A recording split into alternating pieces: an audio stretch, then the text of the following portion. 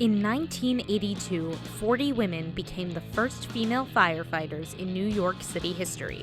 But it didn't happen without a fight, led by one woman.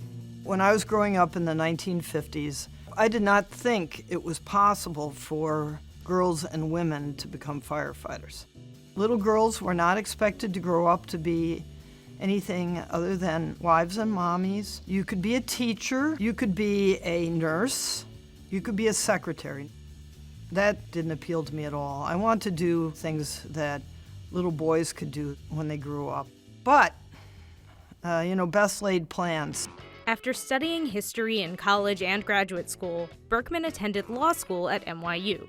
While I was in law school, a couple of things happened. One was I learned that it's really hard to use the law for social justice. Then also, I really started to question the idea that I was going to be in an occupation where I sat behind a desk all day long.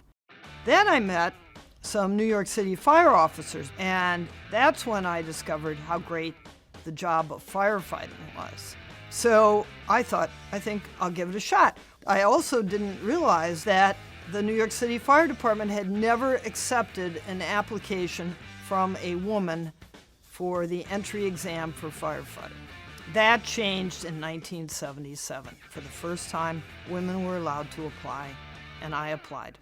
You had to pass two tests. One was a written test, which was multiple choice, and you had to pass a physical abilities test, which consisted of a whole number of events. Events like climbing over an 8-foot wall and carrying a 120-pound duffel bag over a shoulder up 3 flights of stairs and back down again. The physical portion of the firefighter exam wasn't just unfair, it was illegal because it didn't test for the abilities actually needed to be trained to perform the job of firefighting.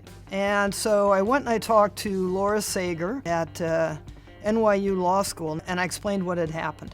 I said, I don't think this test is job-related. So Berkman, Laura Sager, and Congresswoman Bella Abzug went to the head of personnel at the New York City Fire Department.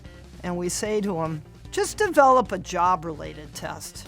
And basically, the head of personnel said to us he wasn't going to change the test, and if I didn't like it, he'd see me in court. So I sued. The lawsuit went on for years, until finally, in 1982, Brenda, along with 40 other women, were allowed into the training academy. But because of the animosity towards the women, instructors who had a personal vendetta against women being firefighters were allowed pretty much free rein to do whatever they want to try and make the women quit. They gave us carbon monoxide poisoning, and tools were dropped on us. They had not prepared us with gear that fit, so women with smaller feet were having their boots fall off as they were attempting to climb the aerial ladder. We didn't have gloves that fit. That meant that it was really hard to hold on to tools and hose lines and other kinds of things that we needed to do. And what was amazing to me was that very few of that original group of women quit.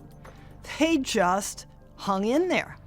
And they were being harassed not only by the instructors, but by their fellow trainees, the guys. The women who graduated from the fire academy were assigned to firehouses. New York finally had its first group of women firefighters. But despite overcoming great challenges, women still faced adversity and discrimination in the firehouse. There was a lot of overt hostility and even dangerous, threatening actions to women firefighters. Draining of air tanks. So when you went into the fire, you turn on your air tank and all of a sudden you discover that there was no air in it.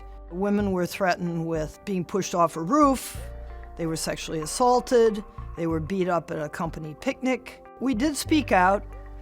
We learned that, the judge can't be with us in the firehouse for 24 hours a day, that the problems of integrating women into the department are not going to disappear overnight, but things have definitely gotten better. I think it's so important that younger women know this history, that they realize that the opportunities that they have today didn't just sort of get handed to them. We only came through all those bad times because good people refused to be silent and they took action. We can do this, but we have to work. We can't leave it to other people to do. We have to stand up and do it ourselves.